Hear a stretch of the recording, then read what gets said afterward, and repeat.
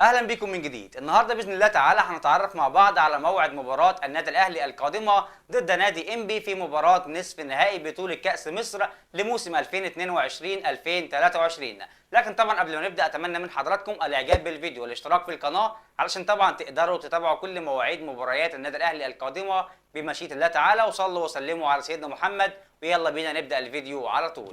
طبعا النادي الاهلي بيدخل هذه المباراه من نصف نهائي بطوله كاس مصر امام نادي انبي بعد ان تخطى نادي المصري البورسعيدي بنتيجه 2-1 في مباراه ربع النهائي. اما نادي انبي فبيدخل هذه المباراه بعد ان تخطى نادي النجوم في مباراه ربع النهائي بنتيجه 3-1. الاهلي طبعا بيسعى على ان يحقق هذا اللقب علشان طبعا يكون حقق جميع البطولات اللي شارك فيها في موسم 2022 2023 ما عدا طبعا بطوله السوبر الافريقي واللي خسرها امام نادي اتحاد العاصمه الجزائري بنتيجه 1-0. وعلشان طبعا يحقق النادي الاهلي لقبه الثاني على التوالي من بطوله كاس مصر. وبالنسبه طبعا لنادي انبي فبيسعى ايضا لتحقيق مكسب تاريخي امام النادي الاهلي والصعود الى المباراه النهائيه علشان طبعا يستنى الفائز من بيراميدز والزمالك من مباراه نصف النهائي. وعلشان طبعا يحاول نادي انبي على قدر المستطاع انه يحقق لقبه الثاني من بطوله كاس مصر. اخر طبعا لقب حققه نادي انبي من بطوله كاس مصر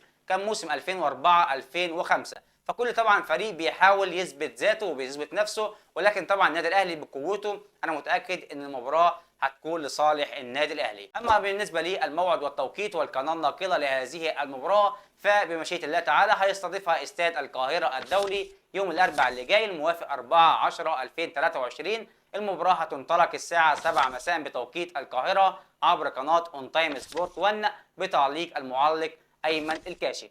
بكده يبقى تعرفنا مع بعض على تفاصيل هذه المباراة. نتمنى طبعا التوفيق للفريقين في هذه المباراة وأتمنى لحضراتكم مشاهدة ممتعة. دمتم في أمان الله والسلام عليكم ورحمة الله تعالى وبركاته.